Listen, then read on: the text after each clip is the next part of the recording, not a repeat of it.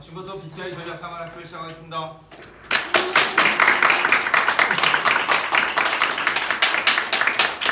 반갑습니다. 저는 BTI 전략과 소셜 IP허브 이병준 대표입니다.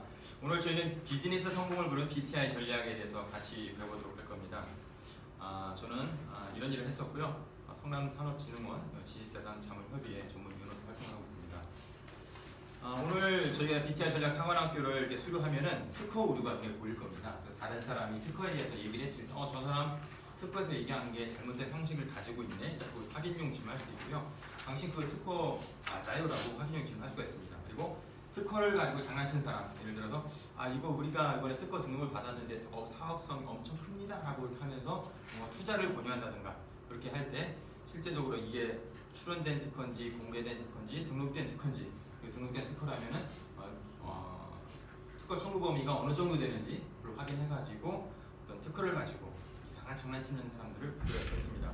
그리고 비즈니스와 기술과 특허를 하나의 프레임을 해서 포괄적으로 생각을 할 수가 있고요. 오늘 배운 특허 전략을 내 사업에 맞게끔 즉각적으로 적용하실 수가 있습니다. 우리가 열심히 사업을 하고 있는데 오늘 갑자기 특허 침해 경고장, 디자인 침해 경고장이라고 나옵니다. 그래서 딱 열어보니까 뭐라고 하냐면은 B사에서 어디 쇼핑몰에서 올려서 판매하고 있는 그 제품이 우리가 가지고 있는 등록 특허를 침해를 했습니다. 당장 거기에서 다 내려주시고 제품 전량을 소각 처리해 주십시오. B사에서 판매하고 있는 제품이 우리 디자인 등록 디자인을 침해하고 있기 때문에 당장 전량 폐기해 주십시오. 이런 경고장을 받을 수가 있어요. 우리가 사실 사업하기도 바쁜데 이런 경고장을 받게 되면은 그때부터 멘탈 붕괴가 생깁니다. 그러면 그때부터 이제 우리가 생각을 하게 되죠. 야, 이게 특허가 뭐냐, 디자인이 뭐냐, 상표권이 뭐냐, 그런 생각을 하게 됩니다. 우리가 직원 월급 주고 또한 경쟁사 또는 견제를 하면서 우리 사업을 점점 키워갑니다. 그런데 이런 경고장을 받는다든가 또 특허 침해에 어떤 문제가 생긴다든가 아니면은 나와 같이 동업자, 나와 같이 된 직원이 기술을 유치한다든가 카피 제품이 시장에 나온다든가 이런 게 나오면 상당히 힘듭니다. 그래서 이때부터 이제 우리가 지식재산권에 대해서 관심을 갖게 됩니다. 그럼 많은 분들이 그런 질문을 저한테 주세요. 대표님, 특허의 역할이 뭐예요? 왜 우리가 특허 출원을 해야 되죠? 특허를 가지고 있어도 별거 아무것도 아닌 것 같은데 왜 특허 출원을 해야 됩니까? 이런 질문을 여러분들이 받는다고 하면 이렇게 대답을 하시면 돼요. 뭐라고 되냐면 기업의 기술을 보호하고 시장에서 전략적 우위를 선점한다. 기업의 기술을 보호하고 시장에서 전략적 우위를 선점한다. 그리고 실제적으로는 전략적 우위를 선점하는 게 더 중요합니다. 자, 여기 보시면은 칼이 나오는데요. 이 칼의 끝에 뭐가 있죠? 문양이 왕관으로 되어 있죠. 자, 그럼 우리 전쟁 영화에서만 어떤 사람이 이 칼을 들고 다닌다. 이 사람의 신분은 뭘까요? 그렇죠, 왕이겠죠. 왕족일 거예요. 마찬가지로 특허도 특허를 보유하고 있는 기업은 바깥에서 볼 때는 저 기업은 저쪽 분야의 특허를 10건이나 가지고 있는 거 보니까 저 기업은 이쪽 기술군에서 되게 전문적인 기업이구나 라고 생각을 해준다는 거죠. 자, 이 검은 보통 공격용 무기라고 해요. 그래서 상대방을 살생하기 위해서 쓰는 걸 공격용 무기라고 합니다. 근데 적이 만약에 칼로서 나를 딱 치면 어떡하죠? 검을 들고 있다가 막아내죠. 마찬가지입니다. 특허도 실질적으로 상대방을 공격할 수 있는 공격용 무기인데 상대방이 어떤 특허라든가 어떤 뭐라고 하죠? 협상이라든가 재물, 돈을 가지고 우리 기업을 공격하고자 할 때는 효과적으로 막을 수 있는 방어용 무기가 될 수 있습니다. 자, 여기 보면 글로벌 특허 전쟁이 나옵니다. 수많은 기업들이 글로벌 특허 전쟁을 하고 있어요. 그래서 우리가 늦게 알고 있는 애플과 삼성의 글로벌 특허 분쟁, 아니면은 서울반도체와 어디의 특허 분쟁, 특허 분쟁에서 어떻게 이어가지고 손배소가 얼마 했다, 그런 얘기가 많이 나오고 있습니다. 왜냐하면은 기업의 기술을 보호할 뿐만 아니라 전략적 우위를 선점하려고 하기 때문에 그런 것입니다. 그래서 만약에 우리가 특허를 냈을 때 그걸 인해가지고 손배소를 하고 실질적인 유익을 얻을 수 있겠지만은 그런 뉴스들이 자꾸 이제 매체에 나오면 어떻게 될까요? 사람들이 그 기업을 더 잘 알겠죠? 그러면 그런 걸 생각하면서 전 세계의 휴대폰 시장은 애플과 삼성밖에 없나 봐 라고 생각할 수 있다는 거죠. 자, 여기 보면 나는 대한민국의 스타트업 중소기업입니다 라는 게 써있는데요. 두 가지 키워드가 나옵니다. 첫 번째 키워드는 대한민국이라는 키워드예요. 두 번째 키워드는 스타트업 중소기업이라는 키워드입니다. 대기업에 비해서 우리나라 같은 경우는 어떻죠? 지식재산권에 대해서 많이 보존을 해주나요? 아니면 그냥 과감하게 침탈을 하나요? 과감하게 칭찬합니다. 근데 미국 같은 경우는 만약에 지지탱크를 침해한다 그러면 10배의 징벌적 손해배상이 있습니다. 그렇기 때문에 삼성과 애플의 분쟁에서 손배소액이 되게 큰 거예요. 근데 우리나라는 그런 거 없어요. 지금까지는 6천만 원이 가장 큰 거예요. 최근에 국회에서 3배 이상 징벌적 손해배상 제도를 도입을 했습니다. 그런 게 있다는 거죠. 그리고 만약에 우리가 대한민국이 아니고 미국의 실리콘밸리에서 기업을 하고 있다. 그럼 우리가 기술 유망을 가지고 있어도 투자를 마음대로 받을 수가 있어요. 근데 대한민국은 그것이 현실적으로 어렵다는 거죠. 두 번째는 스타트업과 중소기업입니다. 대기업에 비해서 스타트업과 중소기업은 기술력이 약해요. 그리고 인프라도 약해요. 그리고 원천 기술보다는 단순한 응용 기술 정도. 그리고 우리나라 같은 경우는 중소기업과 스타트업을 육성한다는 가치를 내세우고 있고 슬로건이 있지만은 실질적으로 현실적으로는 대기업 위주로 판도가 돌아가게 됩니다. 자, 여기 보시면 수많은 아기 거북이들이 있어요. 수백 마리의 아기 거북이가 바다를 향해 달려갑니다. 나가죠. 나중에 성장한 어미 거북이가 돼서 무트로 들어오는 거는 몇 마리 안 돼요. 그만큼 수많은 스타트업 중소기업들이 가열찬 생각을 가지고 나는 반드시 이 사업 아이템을 가지고 이 기술을 가지고 성공할 거야 하지만은 실제 성공하는 기업은 얼마 안 된다는 겁니다. 여기에 수많은 대표님들이 계신데 청운의 꿈을 안고 이제 사업을 시작하시는 거잖아요. 잘 될 수도 있고 안 될 수도 있습니다. 그렇지만 여기 계신 분들은 잘 되기 위한 노력들을 해야 될 겁니다. 자, 그러면 우리가 중요한 건 뭐냐면 현실을 직시해야 돼요. 여기 보면 제목이 뭐라고 되냐면 특허는 로또인가 그러면 떡인가. 아, 내가 특허증 나왔네. 드디어 내가 이 어렵게 받은 2년 만에 받은 이 특허증 이걸 가지고 내가 제대로 사업을 해가지고 상대방 경쟁업체도 경쟁을 하면서 특허를 통해 자금도 유치해가지고 내 사업에 꼭 성공할 거야. 야, 특허는 이제 내가 로또야. 이런 생각이 있을 수 있습니다. 그리고 여기 보면 뭐가 나오죠? 그림의 떡. 실제로 먹어보면 맛있어요. 근데 여기는 지금 그림의 떡인 거예요. 이건 아무리 맛있어 보여도 내가 먹을 수 없다는 거죠. 결국 뭐냐면 특허가 나한테 돈이 되고 특허를 통해서 우리 기업이 제대로 성장하기 위해서는 이런 특허를 엑시트하기 위한 현실적 과정이 필요합니다. 뭐 특허를 엑시트한다 하면 여러 가지 정의가 있겠지만 제가 말하는 정의는 특허가 돈이 되게끔 하겠다는 것을 특허를 엑시트한다고 저는 일단 정리를 했습니다. 그래서 특허가 단순히 문서가 아니고 돈이 되기 위해서는 현실적 과정이 많이 필요합니다. 그래서 저희가 이제 여러분에게 제안드리는 것은 비즈니스 성공을 부르는 BTI 전략이에요. BTI 전략은 여기 나온 대로 비즈니스, 기술, 지식재산입니다. 이렇게 세 개를 나열해 놓으니까 많은 분들이 습관적으로 이 중에서 하나를 선택하려고 하세요. 좋아, 나는 뛰어난 비즈니스 모델을 가지고 사업을 할 거야. 아니야, 비즈니스 모델 좋다고 해서 그걸 구현할 수 있는 기술이 아주 혁신적이잖아. 안 돼. 나는 기술에 포커싱 할 거야. 무슨 말입니까? 비즈니스와 기술이 아무리 좋아도 그것을 제대로 법적으로 포장할 수 있는 지식재산권을 확보하지 않으면 할 수가 없어. 나는 지식재산권에 무엇보다 열중할 겁니다. 이런 세 개를 생각을 많이 합니다. 그렇지만 우리가 중요한 건 뭐냐면은 실제적으로 현실적으로 보니까 우리가 사업에 성공하기 위해서는 여기 나와 있는 대로 비즈니스와 기술과 지식재산 하나의 프레임으로 융합적으로 바라봐야 된다는 거죠. 제가 가장 좋아하는 인물입니다. 이소룡인데요. 이소룡이 창시한 무술이 절권도라는 무술이에요. 그래서 저도 절권도를 몇 개월 동안 수련을 했습니다. 그래서 모든 동작들은 다 잃어버렸고 몸에 남아있지만 한 가지 기억하는 게 있어요. 절권도는 여기 보면 뭐라고 하죠? 제한되지 말고 다 사용해라. 제가 지금 최근까지는 권투를 제가 하고 있었어요. 복싱을 하고 있었는데 복싱에서는 발을 쓰면 될까요? 안 될까요? 복싱은 발을 못 써요. 이렇게 주먹만 쓰는 겁니다. 킥복싱에서는 당연히 주먹, 발 쓰고 뭐 다 쓰죠. 이마는 못 쓸 것 같아요. 근데 이 절권도에서는 뭐 주먹, 발, 이마, 내 손가락뿐만 아니라 상대방의 몸 다 사용한다는 거죠. 그래서 우리가 사업에 성공하기 위해서는 내가 쓸 수 있는 거, 내가 쓸 수 없는 거, 내가 가지고 있는 거, 상대방이 가지고 있는 거 다 끌어들여서 반드시 성공을 시켜야 된다. 그래서 제한되지 말고 다 사용하라는 거예요.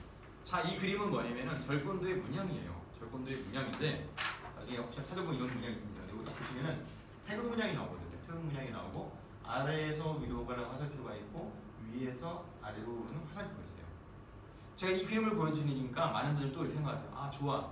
내 성격을 보니까 나는 양의 기운을 가진 사람이야. 나는 양의 성격이네. 나는 양보다는 음의 성격을 가지고 있어. 또 선택을 하려고 해서 나한테 맞는 거는 양이 맞아. 나한테 맞는 건 음이 맞아. 그렇지만 여기서 말하고자 하는 건 뭐냐면은 음양 간의 연속적인 상호작용이에요. 음양 간의 연속적인 상호작용을 통해서 뭔가 일어나고 살려내는 그런 그림입니다. 자, 이 그림과 이제 비슷한 게 뭐냐면은 여기에 보면은 비즈니스와 기술이 있고 특허라는 게 있어요. 각자마다 비즈니스 모델이 있을 겁니다. 그리고 그 비즈니스 모델을 사업 비즈니스 아이템을 구현할 수 있는 기술이 있어요. 그리고 우리나라에서 비즈니스와 기술을 법적으로 보호할 수 있는 게 한 가지 있는데 그게 바로 지식재산권입니다. 그래서 비즈니스와 기술을 법적으로 보호할 수 있는 게 특허라는 거예요. 지식재산권 중에 특허라는 건데, 그래서 내가 사업하고자 하는 비즈니스 그리고 그것을 구현하고자 하는 기술이 있다면 내 사업 비즈니스와 기술과 관련된 특허를 검색을 해서 분석을 할 수가 있어요. 분석을 해가지고 거기서 핵심 특허를 찾아냅니다. 핵심 특허란 건 뭐냐면은 내가 사업을 하는 데 있어가지고 나한테 장애물이 될 수 있고 나한테 영향을 미치는 특허가 핵심 특허예요. 만약에 내가 100억이라는 돈을 들여서 인프라를 설치해가지고 사업을 만들었어요. 근데 거기서 나온 제품이 상대방의 등록된 특허를 침해하면 어떻게 될까요? 팔리는 만큼 그거에 대해서 어떤 라이센싱비를 줘야 되고, 만약에 그 사람이 그런 거 협상을 안 할 테니까 전량 폐기해 하면은 폐기할 수밖에 없고 그 100억이라는 인프라를 쓸 수밖에 못 써요. 그러니까 결국 뭐냐면은 내가 투자비를 설치했거나 앞으로 생산 이미 만들어진 제품을 내가 출시를 할 때 당연히 특허를 분석을 해서 내 제품이 영향받을 수 있는 핵심 특허가 있는지 없는지를 선등급 특허가 있는지를 검색하는 게 필요합니다. 그래서 그런 핵심 특허를 찾아가지고 분석을 해본 거예요. 내용들을 분석을 하다 보니까 내가 속한 기술에 있어서 기술 트렌드가 보이게 됩니다. 아, 이 기술이 3년 전에는 이런 식으로 하더니 올해는 이런 식으로 하네. 딴 기술 뭐 특허 출원을 보니까 애플에서 삼성에서 향후 3년 4년 후에는 이런 식으로 가는구나. 그럼 나도 이쪽이니까 나는 이런 식으로 준비를 해야 되겠냐 해서 그쪽 분야를 개발할 수가 있어요. 또 특허를 분석하다 보니까 이쪽 분야는 기술이 되게 많은데 이쪽 분야는 기술이 없는 거예요. 나는 그럼 이쪽에 그런 이제 비어있는 기술들을 공백 기술이라는데 그럼 나는 이쪽 공백 기술 쪽으로 나는 사업을 개발하고 투자를 해야겠다. 내가 이쪽을 나야겠다. 그래서 어떤 내가 기술을 R&D 할 때 이쪽 방향을 세워야 된다 해서 그런 식으로 방향을 알 수 있습니다. 그래서 그러면 전체적인 비즈니스 전략이 나오는 거죠.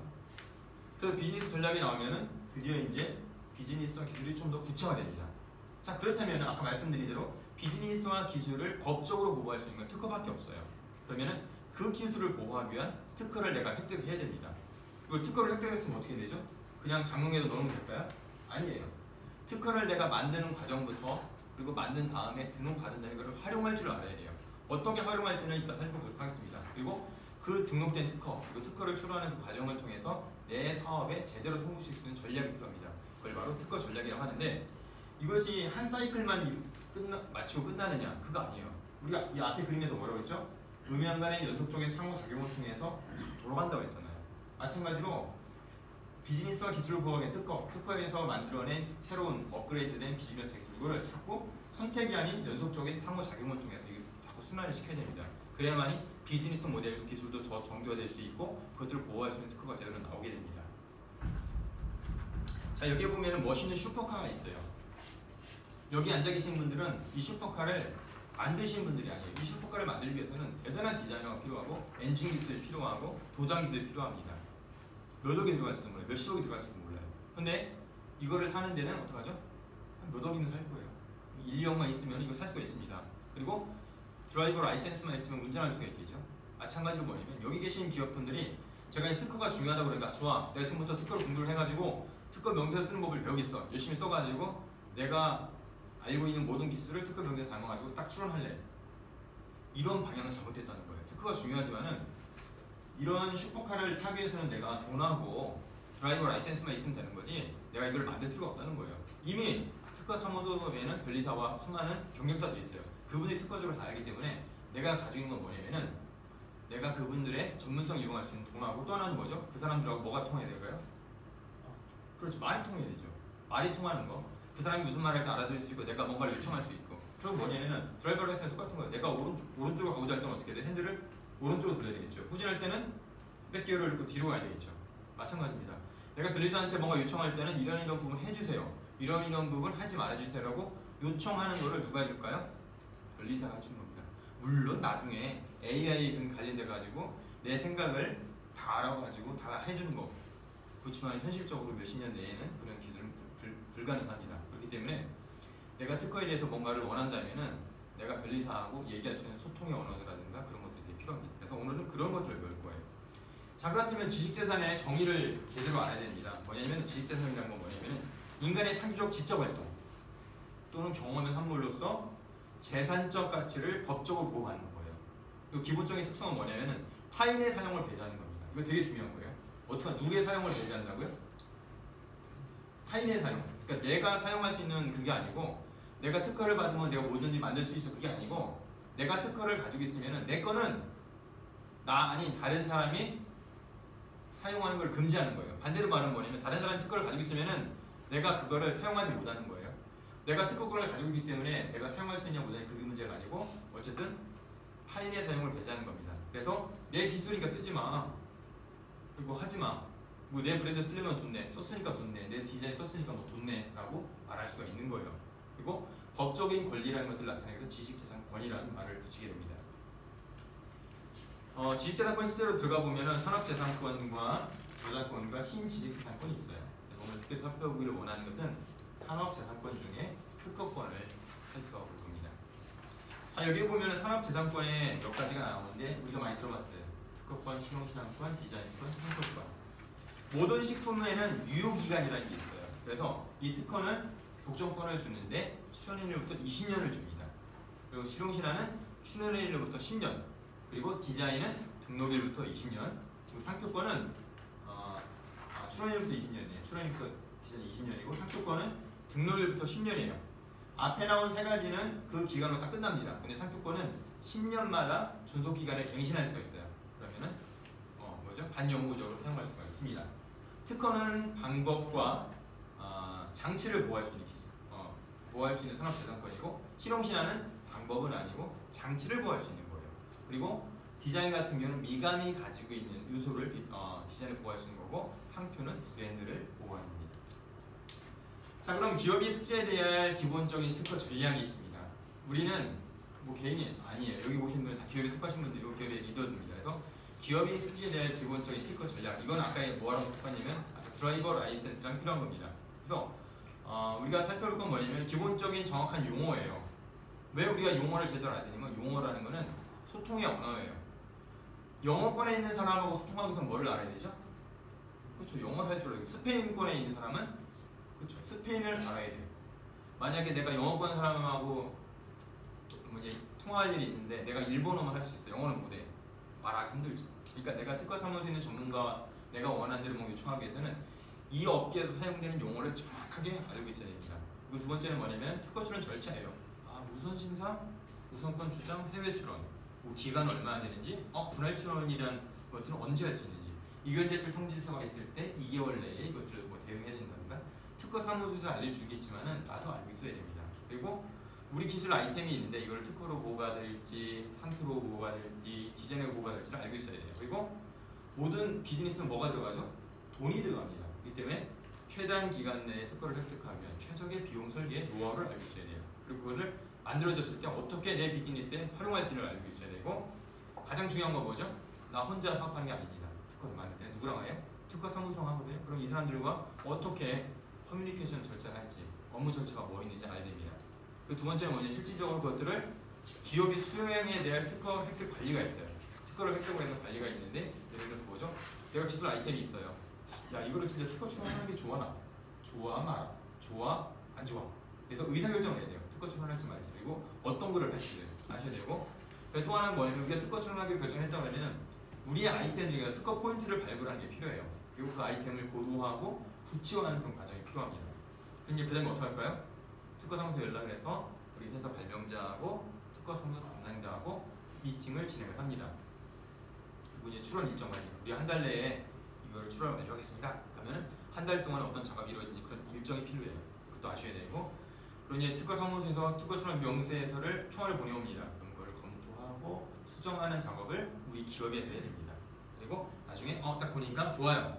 제대로 적혀 있어요. 그러면 새로운 출원 지시를 하게 됩니다. 그리고 나중에 특허청에서 심사를 하게 되면은 거절유가 나와요. 그럼 거절유에 대해서 의견 나올 때 이거를 진행할지 말지를 어디서 결정해야 되냐면 누가 결정할까요? 당연히 기업 대표가 결정하게 될 거예요. 자, 그렇다면 실제 정확한 용어의 사용에 대해서 알아보도록 하겠습니다. 어떤 신문에서 이렇게 나왔어요. 어떤 A 기업에서 등록받은 특허가 상당히 좋은 기술입니다. 그래서 이 사람들은 상당히 많은 돈을 투자받게 되었습니다. 이렇게 식으로 나오는데 이제 거기서 뭐라고 했냐면은 등록받은 특허라고 했거든요. 특허 등록한 기업, 특허 등록한 했다고 했는데 나중에 알고 보니까 그거는 특허를 등록한 게 아니고 특허청에 서류를 제출한 거예요. 특허 출원한 거예요. 또는 이제 어떤 기사가 나오냐면 A라는 기업에서 특허 출원하는 어떤 기술이 나오는데 실제 내용을 보니까 그거는 이번에 특허 출원한 게 아니고 2년 전에 특허 출원해서 이미 등록을 받아서 이번에 등록이 된 거예요. 그러니까 기자분들도 특허 출원이라는 단어하고 등록 특허라는 단어를 상당히 헷갈리고 있어요. 그러니까 특허 출원이라는 건 뭐냐면은 내가 독점적으로 사용할 수 있는 권리를 문서에다 기재를 하는 거예요. 문서에 기재를 해가지고 그걸 전자 파일로 만들어서 특허청에다가 제출하면은 그거를 특허 출원이라고 해요. 말이 좀 어렵다. 특허 출원. 영어로는 어플리케이션입니다. 페이턴트 어플리케이션이라고 하고. 자, 그러면 그거를 기술을 적어야 되잖아요. 그 기술을 전자 파일에다 적는데 그 기술을 뭐 종래 기술, 우리 기술, 또 내가 권리로 보호하고 오기를 원하는 주장하는 특허 청구 범위를 적은 어떤 문서를 특허 명세서라고 합니다. 그래서 특허 출원 그거를 특허 출원 명세서라고 해요. 또 이제 우리가 또 선행 기술이라는 말도 합니다. 우리가 기술을 개발할 때 선행 기술도 많이 하지만은 이 특허에서 사용되는 선행 기술은 뭐냐면은 내가 지금 이 기술 아이템이 있는데 이거하고 똑같은 기술이 이미 등록되어 있는지 여부를 한번 살펴보는 거예요.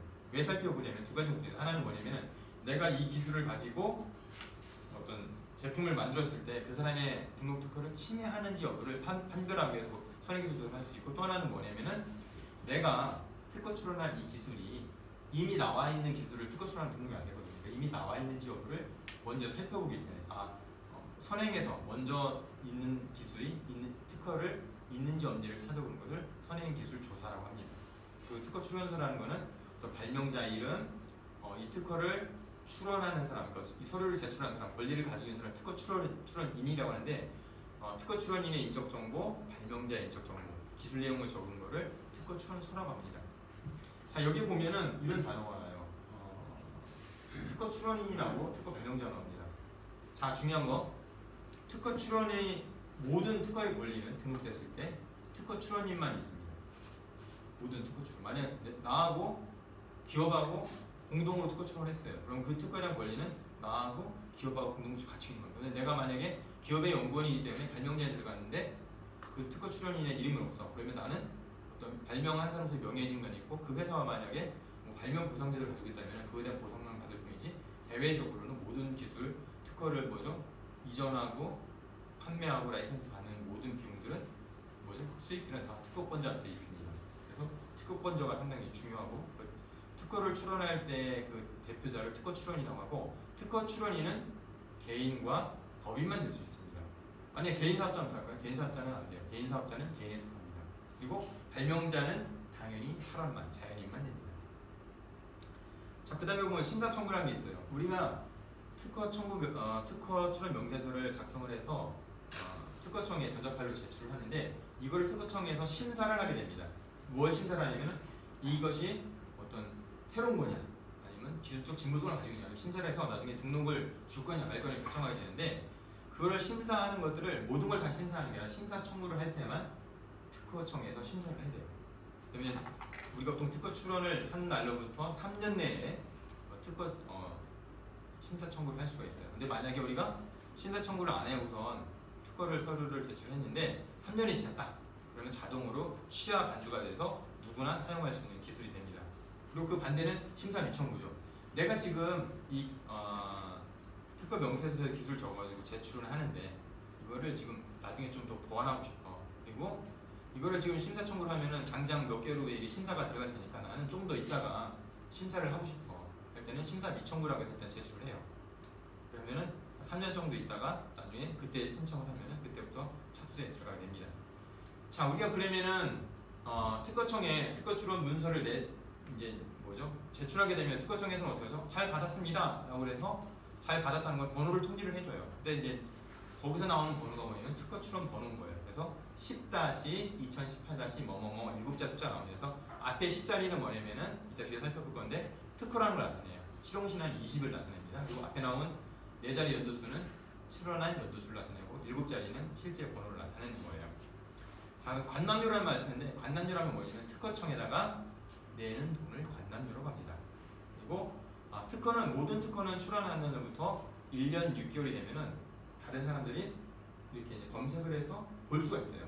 그래서 그걸 이제 공개된다고 하는데, 그래서 모든 특허 출원은 1년 6개월이 되면은 다 공개가 됩니다. 공개가 된다는 거는 많은 사람들이 검색을 하면 나온다는 얘기예요. 그래서 이건 우리나라만 그런 게 아니고 전 세계적으로 1년 6개월에 무조건 공개가 된다.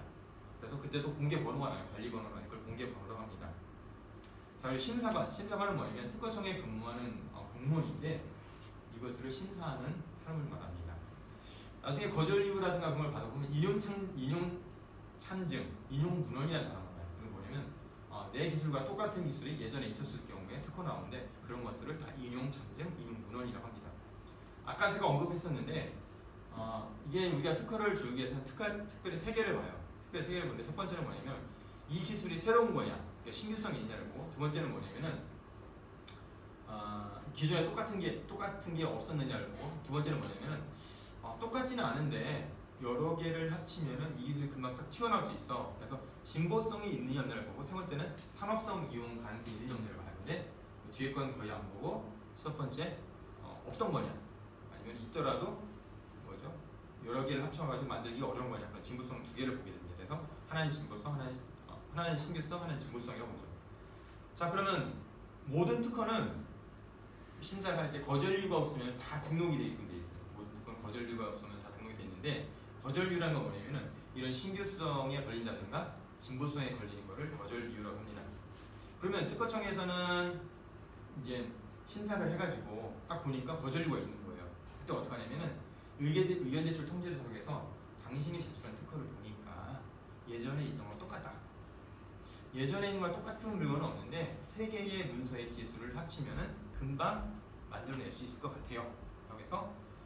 그래서 우리는 특허 등록을 줄 수가 없어요. 그래서 그 내용을 적은 문서가 하나 날라오는데 그것을 의견 제출 통지서라고 해요. 그러면 이걸 받아보고선 2개월 내에 아니다, 이건 어떠한 이유로서 이 앞에 있던 인용 문헌과 기술이 다르다 해서 의견서를 제출할 수 있고, 내 특허 명세서 내용을 보정을 할 수가 있습니다. 또 그런데 한 번에 또 의견 제출서 한 번 더 나올 수 있어요. 그거를 최후 의견 제출 통지서 나오고요. 이제 그러면 내 의견을 피력한 걸 적은 문서를 의견서라고 그러고, 내 첨예 명세서에서 내용을 수정한 거를 보정서라고 합니다. 기간 연장이라는 건 뭐냐면은 의견 제출 통지서가 나오면은 2개월 내에 제출을 해야 돼요. 근데 준비하다 보니까 내가 너무 바빠가지고 준비를 못한 거예요. 그러면은 1개월씩 4개월에 걸쳐서 4번을 연장할 수가 있어요. 기간을, 제출 기간을. 그래서 그걸 기간 연장이라고 합니다. 만약에 거절 이유가 나왔어요. 거절 이유가 나와가지고 2개월 만에 이제 제출을 해야 되는 특허 사무소에서 그런 거죠. 이거 다음 주 월요일까지 제출 기간입니다. 어떻게 할까요? 대표님 어떻게 할까요? 이제 메일이 온 거예요. 그러니까 일주일밖에 안 남았으니까 내가 볼 시간이 없으니까 그냥 제출해 주세요라고 할 수 있는데, 이런 기간 연장이 들어가 있으면 어떡할까요? 그 1개월만 우리 비용으로 연장해 주세요라고 할 수 있어요. 그러면 1개월 연장하는데 2만 원, 그 다음 달 연장할 때는 3만 원, 그 다음 달 연장할 때는 16만 원, 그 다음 달 연장할 때는 12만 원이 들어가게 됩니다. 어쨌든 간에 돈을 들이면은 그 기간을 연장할 수가 있다. 그 다음에 또 뭐 나오면 보정각하라는 게 나와요. 우리가 명세서를 수정하거나 서류를 제출하는데 그것이 정해진 형식에 맞지 않거나 어떤 그 수정할 범위에서 벗어나게 되면은 그 보정을 허용하지 않겠습니다. 그래서 보정각하라는 게 나와요. 그럼 보정각하 나오면은 만약에 이 절차는 어떤 걸로 보고 앞에 걸로 판단을 하게 됩니다. 보정각하 그런 거구나. 내가 수정을 했는데 이거는 받아들여지지 않고 앞에 내용으로 이제 심사를 하겠다는 거구나. 그런 내용입니다. 거절 결정이라는 건 뭐냐면은 이렇게 보정을 해서 제출했는데 한 번 더 심사를 해요. 그런데 다시 심사관이 봐도 이거는 등록을 줄 수가 없어요. 그때는 거절 결정이 나옵니다. 그걸 거절 결정을 하는구나. 그런데 거절 결정에도 불구하고 한 번 더 명세서를 수정해서 또 제출할 수 있어요. 그걸 재심사라고 합니다. 그래서 이제 그게 다 해가지고 특허 등록 요건이 되면은 그게서 뭐가 나오냐면은 특허 등록 결정이 나와요. 특허 등록증이 아니고 특허 등록 결정이네. 그 얘기는 뭐냐면은 이제 우리가 심사를 해보니까 거절이가 없어요. 이제는 우리가 이거를 특허를 주기로 결정했어요 라는 특허청의 의견인, 특허청의 어떤 알림인 거예요. 그럼 거기서 이제 3개월 내에 특허 등록료를 납부해요. 그러면 그때 뭐가 나오죠? 등록료를 납부하면은 특허 등록 번호가 나오고 특허증이 일주일 후에 이제 회사로 예단이 됩니다. 그러면은 처음에 우리가 등록일을 낼 때 뭐냐면 등록 결정 받은 다음에 1년차, 2년차, 3년차를 3년치 어떤 등록일을 한 번에 내요. 그리고 4년차 때부터는 연차료라고 해가지고 그 특허를 유지하기 위한 연차료를 매년마다 내게 됩니다. 그리고 그 연차료는 특허 청구한 수마다 달라져요. 그리고 이거는 해마다 높아져요. 비율이. 그래서 만약 10년, 15년 되면은 상당히 규모가 커집니다. 그래서 그때까지 10년 동안 하는 동안 사업이 잘 커져가지고 그걸 거기서 유지하고 유지비보다 버는 게 적다고 하면은 그냥 보통 이제 연차료를 안 내면은 누구나 쓸 수 있는 기술이 됩니다. 그리고 이제 여기 보면은 우선 심사라는 거는 보통 우리가 심사를 하게 되면은 1년 정도 있다 착수를 하거든요. 그런데 나는 지금 급해요. 누가 지금 침해하고 있는 거라서 이 권리 범위를 빨리 확인받고 싶은 거예요. 그래서 우선적으로 심사해 주세요 라고 하면은 우선 심사라고 해서 2, 3개월 내에 결과가 빨리 나올 수가 있습니다. 8개월 정도가 당길 수 있는 거죠. 우선권 주장은 뭐냐면은 우리가 특허 출원한 상태에서 외국에 특허 출원하려면 번역한 시간이 필요하잖아요. 번역한 시간이 필요하기 때문에 1년이라는 시간을 준 거예요. 그래서 1년이 지금 시간부터 1년 내에 해외 출원이라든가 번역할 때 번역 기간을 줘가지고 1년 내에만 출원하게 되면은 우선권 주장을 해서 그러면은 이날에 출원하는 걸 봐줄게 하고 어떤 그런 조약이 있습니다. 그걸 우선권 주장이라고 하고요. 우선권 주장을 통해서 뭐 해외 출원할 수도 있고 우선권 주장을 통해서 내 어떤 발명의 기술을 좀 더 개량해서 1년 내에 개량 출원할 수가 있습니다. 해외 출원이라는 거는 모든 특허는 속지주라고 해요. 속지. 그러니까 땅에 속했다고 해가지고 대한민국에서 특허를 행사하고 싶어요. 대한민국에 특허를 출원해서 등록받아야 되고 미국에서 행사하고 싶어요. 미국에서 특허를 출원해서 획득을 해야 됩니다. 이제 PCT 출원이가 뭐냐면 여러 개 국가만 20개 정도의 국가를 내가 들어가려면 다 돈이 필요하잖아요. 그런데 PCT 출원이는 건 뭐냐면은 내가 몇 개국을 나중에 들어갈지 모르겠지만은 내가 여러 개국 중에 몇 개를 들어갈 거예요. 그래서 그거를 PCT 협약이라고 있어요. 협약에 딱 협약 PCT 출원해 놓으면은 일단 내가 들어갈 진입할 국가는 정해놓지 않았지만은 일단 날짜만 따는 거예요. 그래서 지금 출원 날부터 30개월 내에 내가 들어가고 싶은 뭐 미국하고 일본하고 중국 들어가고 싶다 그러면 그때 들어가기만 하면 되는 거예요. 그게 PCT라는 게 있다. 그리고 불알 출원이가 뭐냐면은 내가 이제 모든 기술은 특허 청구 범위에 나오는데 특허 청구 범위에 만약에 내 기술을 원래 5가지 기술 요소가 이 명세서에 들어가 있었는데 내가 등록받은 거는 한 가지만 등록받은 거예요.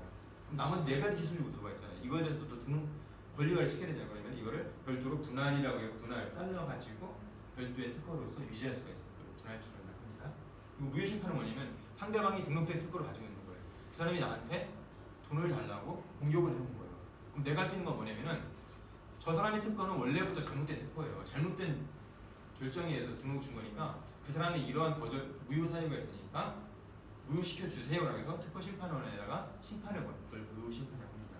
그 소송 분쟁은 뭐냐면은 이런 일들 법원까지 가는 걸 소송 분쟁이라고 합니다. 협상이라는 건 당연히 뭐죠? 만약에 너 10억 줘 했는데 1억만 줄게 대신에 내가 너네한테 납품할게 뭐 그런 식으로 해가지고 협상이라고 하고요. 라이센스라는 건 뭐냐면은 어떤 특허를 사용하는 대신 아까 뭐라고 했냐면 첫 번째 뭐라고 했냐면 특허는 누구의 사용을 배제한다고 했죠? 타인의 사용을 배제한다고 했잖아요. 그러면 너 써? 근데 대신 돈 내고 써. 그게 이제 이 라이센스기가 됩니다. 전용 실시간은 뭐냐면 어떠한 특정한 한 사람한테만 이 특허를 쓸 수 있게끔 해주는 거예요. 통상 실시간은 뭐냐면 돈만 내면은 모든 사람이 쓸 수 있게 하는 거예요. 근데 돈을 안 내면 못 쓰겠죠.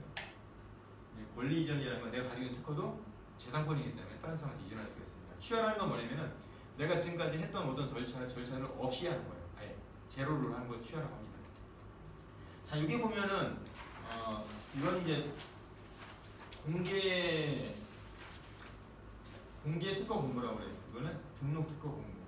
여기 보시면은 출원인이 나와요. 출원 번호. 아까 뭐 10-뭐뭐뭐뭐 이게 나오죠. 이거 뭐냐면 2000년에 출원한 거예요. 그리고 출원 날짜가 2000년 4월 28일이 나오죠.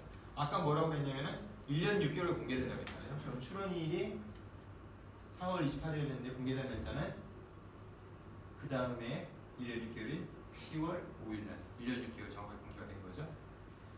그래서 여기 보면 특허 청구 범위 나옵니다. 이 특허 명세서는 수많은 기술들이 있지만은 그 사람의 권리는 이 청구항에 기재되어 있는 게 그 사람의 권리예요. 아무리 이 명세서 내에 여러 기술이 있어도 여기에 기재되지 않은 것은 내 권리가 아닙니다. 자, 이거는 등록이에요. 특허 등록번호 보니까 여기 자 보시면은 10- 뒤에 7자리만 나와요. 자, 살펴보겠습니다. 여기 보면은 출원번호가 10- 연도 나오고 이렇게 7자리 나오죠. 공개번호도 10- 연도 나오고 이게 나와요. 근데 특허 등록번호는 뭐라고 나와요? 10- 7자리 숫자만 나오잖아요. 아니 어떤 사람이 나중에 문서를 딱 가져왔어요. 대표님 이거 우리가 등록받은 거예요. 그래서 딱 문서를 딱 보니까 번호가 써 있는 거예요. 번호가 써 있는데 어떤 식으로 써 있었냐면은 10-2011 딱 있다. 그럼 그거는 등록된 거라고 볼 수 있는 못 보나요? 그걸 일단 등록된 번호는 아닌 거예요. 일단 그거는 출원 번호이거나 공개 번호인 거예요. 그럼 그 사람이 만약에 이게 이제 등록번호예요라고 해서 10-5를 한다 하더라도 아 대표님 이거 잘못 알고 계시면 이거는 등록번호 아니라고. 등록번호는 앞에 연도가 안 나온다고. 이게 출원번호인지 공개번호인지 아마 알고 오시라고. 이렇게 한마디 던지면 그 사람이 어떡할까요? 어떤 생각을 갖게 되죠? 오, 이 사람 특허에 대해서 뭔가 알고 있네? 하면 장난을 못 친다는 거죠. 사성도 하나하나. 자, 그다음 이게 이제 전체적인 과정이에요. 전체적인 과정인데 특허 출원 심사 흐름도입니다. 잘 보실게요. 보시면은 우리가 특허 출원서에다가 기술 내용을 적어가지고 특허청에 전자적으로 딱 제출하면 어떤 번호가 나오죠?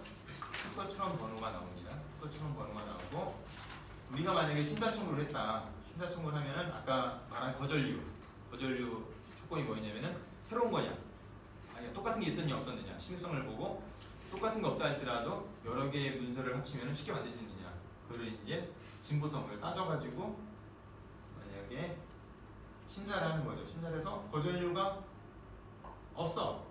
그럼 등록이 되는 거예요. 등록이 되면은 등록 번호가 나오는 거죠. 등록 번호가 나오고 특허 결정이 된 다음에 여기다 3개월 내에 등록료를 납부하면 이게 나옵니다. 근데 만약에 심사를 했는데 그러니까 예전랑 똑같은 게 있어. 그럼 신규성 위배. 똑같지는 않은데 3개의 문서로부터 만들 수 있어. 그럼 진부성 위반 해가지고 거절류가 나와요. 그러면은 이견대출 통지서가 나오는 거죠. 그걸 또 거절류 통지라고 해요. 그러면은 몇 개월이라고 했죠 아까? 2개월. 2개월 내에 의견서와 보정서를 작성을 해서 제출하는 특허청에. 그것도 전자적으로. 그래서 해소가 되면 특허 등록되고 안 되면 뭐가 된다고 했어요? 거절 결정이 됩니다. 자, 그럼 첫 번째 여기서 한번 명세서를 수정했습니다. 보정을 위해서. 보정이라는 거 수정하는 걸 보정이라고 해요. 자, 거절 결정이 됐어요. 그러면은 뭐냐면은 30일 내에 재심사를 또 청구했었어요. 이 재심사의 조건은 뭐냐면은 반드시 명세서를 수정을 해야 돼요. 명세서를 수정을 해가지고 다시 한번 이제 심사를 받아보면서 통과하면 결정. 만약에 안 됐다, 통과 안 됐으면 또 그때는 다시 한번 거절 결정이 돼요. 이때 거절 결정이 되는 거를 재심사 거절 결정이에요. 지금까지 2번 내가 트라이 한 거죠, 그죠? 첫 번째 거절 이유 났을 때 그걸 다시 한번 극복해보기 노력하고, 또 거절 결정이 났을 때 한 번 더 재심사를, 이때도 이제 청구한 범위를 바꿔가지고 2번 했었고, 자 근데 2번째만 거절 결정이 났다. 그때는 더 이상 청구 범위를 수정할 수가 없어요. 그때는 맨 마지막 수정된 청구 범위를 가지고 어디를 갈 수 있냐면은 특허 심판원에 가는 거예요. 특허 심판원에 서류를 제출해가지고 이 특허청에서 심사한 게 절차적으로 잘못됐다. 이 심사관의 판단이 잘못됐다. 그러니까 너네 심판원에서 이 심사관이 제대로 했는지 여부를 너희들이 판단을 해줘. 그래서 거절로 심판을 청구할 수 있어요. 이게 3번의 노력을 할 수 있는 거예요. 만약에 여러분께서 여러분 기업에서 특허를 출원했는데 거절료가 나왔다. 그러면은 이거 특허청에서 이제 특허 등록 안 주려고 했나봐. 포기해. 괜히 이거 돈 200만 원 남겼네. 그게 아니고 3번을 할 수 있는 거예요. 첫 번째 뭐냐면 거절료 나왔을 때 그거 보정해서 하고, 한 번에 또 안 됐다. 거절 결정 나면 그때 다시 한번 보정해서 한번 하고, 세 번째는 보정은 못하지만 심판원에 할 수 있는 거예요. 그 다음에 여기도 안 된다. 그럴 때는 대법원까지 갈 수도 있지만 거기까지 가는 경우는 드물어요. 그래서 어디까지 하냐면 보통 어디까지 하면 거절료 나왔을 때 한 번 하고, 거절 결정 나올 때 여기까지 많이 해요. 재심사 청구까지. 그 다음에 거절 심판할 때는 여기보다 비용이 한 100 정도는 150 정도 끼워버려요. 그러니까 일반 소기업 같은 경우는 이 부분까지는 못해요. 거절 심판. 또 이게 거절을 받는다더라도 요 보정 한번 하고 거절 결정에 대해서 재심사 청구까지 할 수 있구나 라는 걸 생각할 수 있어요. 왜냐면 아까 제가 오전에 어떤 문서를 하나 보내드렸을 거예요. 문서에 보내면은 거기 이런 비용이 나와요. 비용이 보니까 300 얼마? 500 얼마 나오죠. 그래서 내가 특허 출원하게 되면 실제적으로 특허 상품 출원하면 이 정도 비용이 들겠구나라고 생각하셔야 돼요. 자, 그러면 우리가 뒤에 나온 이걸 볼게요. 그러면 기술 아이템을 어떻게 보호할 거냐. 첫 번째 뭐냐면은 아까 우리가 뭐 특허하고 디자인 상표했었는데 이 특허하고 디자인하고 목적은 뭐냐면 왜 독점권을 주냐면은 기술 발전을 촉진하기 위한 거예요. 그래서 만약에 나 혼자만 기술을 알고선 가지고 있는 것보다 내가 기술을 공개하는 거죠. 당신은 기술 공개하면 내가 다른 사람이 했던 기술을 발전시킬 수 있는 사회 공헌을 했으니까 얼마 동안 독점권을 줄게요. 이렇게 해서 그 개인이 독점권 주는 게 이걸 독점권 주는 거예요. 근데 특허와 디자인은 기술 발전 촉진이기 때문에 공개의 문제가 발생해서 공개된 거 이미 공개가 되어버렸어. 그거는 아무도 이미 공개된 거는 권리를 안 주는 거예요. 그러니까 내가 특허 출원한다거나 디자인 출원할 생각이 있으면은 뭐든지 공개하기 전에 반드시 특허 출원을 해놔야 됩니다. 물론 신규성 위제라고 그래가지고 1년 내에 만약에 이것들을 공개된다 할지라도 1년 내에 만약에 그것들 주장을 하면 되는 게 있지만은 기본적으로 우리가 생각해 보면 특허와 디자인은 공개되기 전에 반드시 특허 출원해. 반드시 출원해. 만약에 출원해야 된다고 해요. 출원 안 할 생각 상관없고요. 상표는 뭐냐면은 기술 발전 촉진하는 게 아니고 상표 사용자 간의 업무상 신용이지만 LG 이거는 LG에서 만든 거네. 삼성 이거 삼성에서 만든 거 믿을 수 있네 라고 하는 거예요. 수요자의 이익을 보호하는 거여서 공개 여부와 상관없이 선택의 문제이기 때문에 내가 그냥 사용하다가 그냥 돈이 돼가지고 출원할 수가 있어요. 대신에 출원했는데 똑같은 등록 상표가 없으면 등록이 돼요. 근데 똑같은 등록 상표 있으면 어떻게 될까요? 내 거는 될까요? 안 될까요? 당연히 안 되는 거예요. 그러니까 이것도 뭐죠? 어떤 빨리 할 수 있으면 좋기 좋은 거죠. 자, 독점권과 대통권 도깨비 강단이겠어요. 아까 제가 뭐라고 말씀드렸냐면은 지식재산권의 가장 특징이 누구의 사용을 배제하는 거겠죠? 타인의 사용이에요. 내가 사용하는 거 아니에요. 많은 사람들은 내가 이제 특권은 독점권 배타권이니까 내가 등록 받았으면 이 기술을 내 마음대로 쓸 수 있냐라고 생각을 해요. 그거 아니에요. 내가 등록을 받으면 이 기술은 다른 사람이 못 쓰는 거예요. 다른 사람이 저 특허를 등록을 가지고 있으면 그 사람만 쓸 수 있는 거고 나는 못 쓰는 거예요.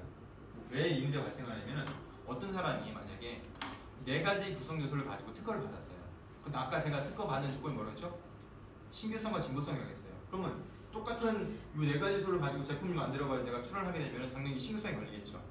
그래서 내가 만약에 이 엄지손가락이라는 새로운 기능을 집어넣었어요. 그러면은 똑같지는 않죠? 하나 뭔가 진보적인 효과가 발생되죠. 그럼 이거의 5개에 대해서는 5개로 된 제품에 대한 특허 등록을 주는 거예요. 내가 만약에 특허 5개로 된 제품으로 특허를 받았다. 그러면 이 4개를 가진 사람이 등록을 가졌다 할지라도 제가 만든 이 특허 있잖아요. 이 제품을 생산할 수 있을까 못 생산할까 못 하는 거예요.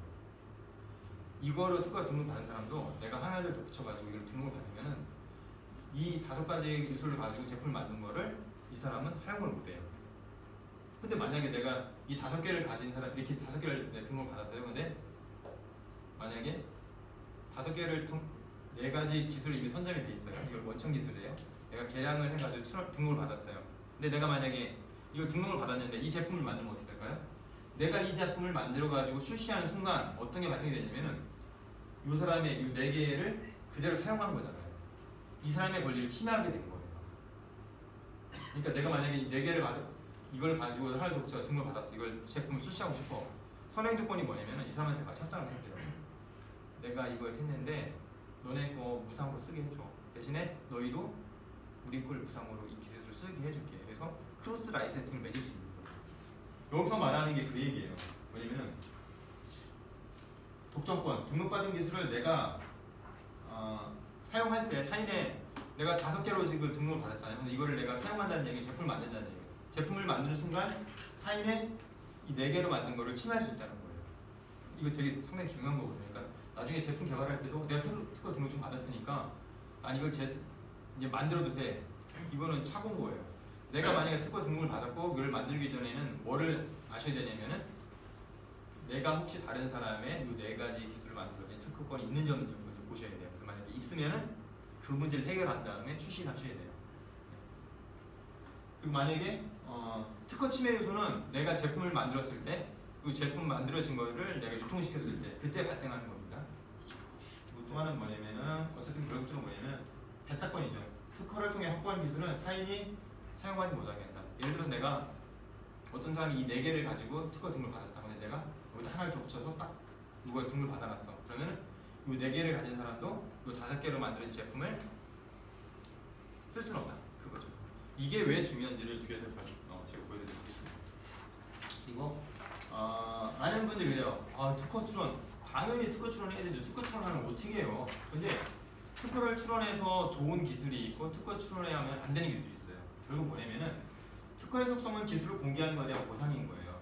근데 상대방이 내가 특허를 가지고 있어요. 근데 상대방이 침해한 것 같아요. 근데 상대방이 침해했다는 것들을 증명하는 게 쉬우면은 내가 특허를 가지고 있는 게 좋은 거예요. 특허를 출원해서 가지고 있는 게 좋고, 만약에 분명히 제가 내 특허를 침해한 것 같아. 근데 제가 내 특허를 침해했다는 것들을 내가 증명하기 힘들어. 내가 증명하기 힘들다는 게 뭐냐면 공방전이 왔다 갔다 한다는 얘기예요. 공방전이랑 소송 비용이 들어간다는 얘기예요. 그러면은 특허 출원하지 말고 노하우를 유지하는 게 좋아요. 왜냐면은 공개가 되기 때문에. 예를 들어서 내가 어떤 기술을 가지고 있어요. 기술을 가지고 등록을 받았어요. 제조 방법이에요. 어떤 무슨 고추장을 만드는 제조 방법. 근데 어떤 사람이 고추장을 만들어 왔는데 내 맛하고 비슷한 것 같아. 내 맛하고 똑같은 것 같아. 그리고 정황상 볼 때 얘가 누굴 신고를 시켜가지고 내 거를 가서 레시피를 빼가지고 만든 것 같아. 근데 이 사람이 내 제조 비법을 통해서 만들었다는 걸 내가 증명할 수가 없는 거예요. 이런 경우에는 어떡하죠? 내가 근데 이걸 특허 출원하면 어떻게 돼요? 1년 6개월에 공개된다고 했잖아요. 그럼 모든 사람이 내 레시피를 보고선 만들 수가 있는 거예요. 이런 제조 비법 같은 경우는 가급적이면 노하우를 가지고 좋아요. 근데 그 예가 어디냐면 코카콜라예요. 코카콜라는 20년 이상의 권리를 도둑하고 있는 게 뭐냐면은 노하우를 가지고 있는 거예요. 제조 비법을 노하우를 가지고. 그게 코카콜라예요. 그럼 생각해 보셔야 돼요. 만드신 게.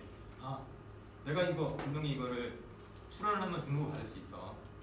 근데 내가 출원을 해서 기술이 공개되면서 등록받았을 때 유익하고 내 기술이 노출됐을 때 그 기술을 사용해서 사람들이 얻는 거, 그걸 생각하셔가지고 이거는 어차피 누구든지 알 수 있는 기술 때문에 빨리 공개를 시켜가지고 내가 등록받는 게 좋아. 그러면 당연히 등록을 받으시는 거고, 이거는 내가 출원에 등록을 받아도 딴 사람이 기술 금방 카피할 수 있고 내가 더 힘들어. 그러면 그건 어떻게 돼요? 출원하시면 안 되는 거예요. 반대로 알고 계셔야 돼요. 특허 출원이 반드시 좋은 건 아니다. 세 번째 뭐냐면은 특허 청구 그 권리 범위는 특허 청구항이라는 게 그 청구항에 기재되어 있는 거예요. 만약에 특허 청구항에 4가지 기술 구성 요소를 가지고 있다. 그러면은 나중에 권리 싸움 붙을 때 A라는 사람이 권리 침해했는지 여부를 이 4가지 구성 요소를 사용하고 있는지 여부를 보는 거예요. 그걸 보는 겁니다. 그래서 특허 명세서에 수많은 기술이 적혀있다 할지라도 내가 만약에 A라는 기술에서 막 자주 보는 거예요. 근데 권리 범위는 특허 청구기 5개만 써있는 거예요. 이것만 써있는 거예요. 그러면은 이것만 내 권리다. 나머지 기재되어 있는 거는 누구든지 이용해도 된다는 거예요. 자, 그래서 이것도 되게 중요하죠. 상사 설명 내에 기재되어 있지만 특허 청구에 기재되지 않은 사항은 내 권리로 주장할 수 없다. 자, 여기부터 봐서 적용이 되는 제가 4가지 전략을 좀 말씀드릴 텐데 뭐냐면은 성벽이에요. 저는 이제 길목선정이라는 건데 여기에 보면 성벽이 있고 성문이 있어요. 사람들은 어디로 다닐 수밖에 없죠? 제대로 이 성을 쌓았다면은 성벽을 넘기는 힘들어요. 당연히 성문으로 들어갈 수밖에 없어요. 그래서 내가 기술 뭐냐면은 다른 사람들이 사업을 할 때 쓸 수밖에 없는 기술에 대한 특허를 내가 가지고 있으면 가장 좋은 거예요. 그게 바로 길목선정입니다. 자, 이거 징검다리가 나와요. 어떤 사람이 물론 내 발을 적셔도 상관없다고 하면 첨벙첨벙 걸어가겠지만 내가 발 적시기 싫은 사람은 어떻게 되죠? 여기를 밟으면 그 다음에 여기 밟고 여기를 밟겠죠. 그 다음에 여기를 밟고 뭐 30초 후에는 6을 밟을 거란 말이에요. 중요한 게 뭐냐면은 대기업에서 작년에 보니까 이런 기술을 출시를 하고 특허 출원을 했어요. 아니면 2년 전에 특허 출원을 했는데 이번에 그 기술이 제품화 됐어요. 근데 작년 기술을 보니까 이런 쪽으로 기술을 얘네가 특허 출원했어요. 올해를 보니까 특허 출원 이쪽 했어요. 그러면 여기 선이 나오죠. 보니까 예전의 기술 트렌드 보니까 3년 후에는 이런 쪽으로 갈 것 같네 하는 거예요. 자, 그렇다면 우리가 할 수 있는 게 뭐죠? 아까 제가 배운 게 뭐라고 했어요? 4가지에다가 뭐 하나 더 붙여야겠죠? 이걸 하나, 이 기술 트렌드를 더 붙이는 거예요. 그 얘기는 뭐냐면은 대기업이 기술력이 우수해서 여기에 있는 선두 기술을 등록을 받았어요. 근데 대기업이라든가 다른 기업들은 뭐죠? 이미 인프라가 얼마 깔려 있죠. 깔려 있어요. 그래서 깔려 있기 때문에 반드시 대기업이 만약에 이쪽으로밖에 갈 수가 없다는 거죠. 근데 내가 만약에 이쪽 기술에 대한 특허를 가지고 있다는 얘는 어떤 힘이 생길까요? 대기업은 어떻게 할까요? 둘 중 하나겠죠. 이 기술을 쓰든가 아니면 이 기술을 가지고 있는 사람을 죽이든가 하겠죠. 네. 어쨌든 간에 결국 만약에 내가 어떤 커다란 예를 들어 구글을 보니까 얘네가 자율주행 해가지고 이런 식으로 개발하고 있네. 자율주행 중에서 보니까 그 내부에서 비디오를 보는 거에서 얘네 비디오뿐만 아니라 앞으로 오디오 뭔가 하겠네? 아니면 수면 쪽으로 생각을 했네? 생각을 하는 거예요. 그러면 내가 얘네가 걸어갈 수 있는 길에 앞과 거를 딱 이제 선정을 해놓은 거예요. 알바기처럼. 그럼 어떻게 돼요? 구글에서 자기네들 속으로 생각하고 있던 거예요. 아, 다음에는 수면에 대해서 우리가 연구해가지고 작품을 만들 건데 A라는 대한민국 스타트 기업이 특허를 딱 가지고 있는 거예요. 그러면 얘네가 이제 하겠죠. 얘네를 죽이거나 협상을 통해서 너네 라이센스를 줘. 그럼 좋은 조건에 너네 M&A 할게. 그런 식이 되는 거예요. 이게 상당히 중요하다. 그래서 내가 길목을 선점할 수 있는 특허를 내가 가지고 있는 게 상당히 중요하다. 두 번째는 이거예요. 목줄기기. 자, 황새가 개구리를 관점도 물었어요. 근데 삼키지 못하고 왜 삼키지 못하셨을까요? 삼키려니까 목을 딱 죽이 있는 거예요. 그 얘기는 뭐냐면은 좀 과장됐지만은 상대의 목줄을 움켜쥘 수 있는 특허권이 공격 특허이자 방어 특허예요. 많은 분들이 물어봐요. 대표님, 어떤 특허가 공격적인 특허예요? 어떤 특허가 방어적인 특허예요? 그 사람이 물어보는 의도는 알겠지만은 특허에 있어서 특별히 공격 특허, 방어 특허가 없어요. 가장 효과적인 건 뭐냐면은 나를 공격할 수 있는 내 경쟁업체, A라는 경쟁업체가 있다. 아니 A라는 대기업이 있다. 걔는 나한테 위협을 가할 수 있는 존재인 거예요. 그럼 걔의 목줄을 질 수 있다는 얘기는 뭐냐면은 목줄을 지는 건 뭐냐면은 앞에 이거 있잖아요. 이거. 얘네가 걸어갈 수밖에 없는, 얘네가 침해할 수밖에 없는 그 기술에 대한 특권을 내가 가지고 있는 거예요. 그러니까 이 사람이 이 개구리의 독자적인 기술이 있어요. A라는 무슨 코딩 기술이 있는데 그 기술에 대한 코딩 기술을 보호하기 위한 특허를 내가 가지고 있지 않을지라도 나의 잠재적인 위협이 되는 대기업이라든가 경쟁업체가 있는데 걔들이 사용하는 기술에 대해서 내 기술하고 무관할 수도 있고 유사할 수도 있어요. 좀 그쪽에 대해서 내 특허권을 가지고 있으면은 얘네가 그 제품을 만드는 순간 어떻게 돼요? 내 특허권을 어떻게 하게 되죠? 침해하게 되는 거예요. 그러니까 협상권이 있는 거예요. 그게 바로 목줄을 쥐는 거예요. 평상시에는 가만히 있는 거예요. 싸우는 게 아니에요. 싸우지 않고 가만히 있다가 이 대기업이 자기네 자본력을 가지고 야 너네 제품 만들지 마. 우리 납품 단가 너네 지금까지 납품하던 거 그만 납품해. 아니면 낮춰. 우리 딴 쪽 옮길 거야. 그럴 때 어떻게 하는 거죠? 목줄 딱 잡는 거죠. 너네가 지금 사용하고 제품 라인 중에 A 라인, A 공정이 있는데 너네 그거 우리 특허권 그거 침해하고 있는 거야. 너 알고 있어? 그럼 어떻게 돼요? 여기서는 그래 좋아 계속 납품해 그런 식으로 되는 거예요. 그게 바로 이 목줄 지는 거랍니다. 그래서 특허를 지금까지 생각할 때는 내 기술만 보호하기 위해서 특허를 획득하는 생각했는데 내 잠재적인 적의 어떤 이거 어려운 문제지만은 잠재적인 어떤 가상의 적에 대해서 기술에 대해서 특허권을 가지는 게 상당히 중요하다. 세 번째는 똑같아요. 호랑이, 고양이 본질 레벨업인데 자 보세요. 이빨이 있죠. 송곳니 두 개 있죠. 수염이 있죠. 귀 쫑긋하죠. 혀 나와있죠. 눈도 비슷해요. 자, 호랑이가 표를 하면 어흥 소리가 나죠. 고양이가 표하면 어떻게 날까요? 그렇죠. 야옹소리밖에 안 나죠. 어흥 소리가 안 나요. 그럼 뭐냐면은 고양이는 아무리 잘 키워도 호랑이가 될 수가 없는 거예요. 특허 사무소에서 아무리 전문가들이 달라붙어가지고 명세서 잘 써줘도 특허 사무소에다 딱 건네주는 기술 내용 자체가 이런 고양이 같은 기술 정도의 수준을 던져준다고 하면은 더 이상 나올 수 있는 게 없는 거예요. 그리고 뭐냐면은 우리가 특허 출원을 고려할 때는 지금 현재 가지고 있는 것보다 최소한 두세 레벨의 레벨업을 시켜가지고 특허 출원 과정에서 레벨업을 시켜서 그걸 특허 사무소에 건네줘야 돼요. 그래야만 어떻게 되죠? 이런 호랑이 같은 특허를 만들 수가 있다는 거예요. 자, 그 다음에는 뭐냐면은 검색 기술이에요. 어떤 사람들은 내가 지금 특허 출원하고자 하는 것들이 세계 최초라고 생각을 해요. 실질적으로 제품에 출시된 게 없으니까. 근데 실제 이런 사이트를 통해서 검색을 해보면은 내가 생각했던 아이템들이 미국에서는 10년 전에 이미 나와가지고 그 기술은 쓰지도 않아. 어떤 문제가 있기 때문에. 나는 A라는 기술이 가장 좋은 줄 알았더니 찾아보니까 B라는 기술이 더 좋은 거예요. 아 그러면 이런 서치 과정을 통해 가지고 내 기술 수준을 파악하는 거예요. 그리고 나는 A가 가장 좋은 줄 알았더니 A보다는 B가 더 좋네. 그럼 나는 A라는 방법 썼었는데 거기다가 C라는 방법을 붙여가지고 우리 기술 이런 식으로 디벨롭 해야 되겠다. 그 다음에 이거를 특허 출원하는 거예요. 그래서 반드시 이런 검색을 활용하시라는 거예요. 자, 그러면은 잠시 10분 쉬셨다가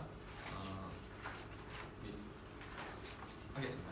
10분 쉬셨다가 3시 5분부터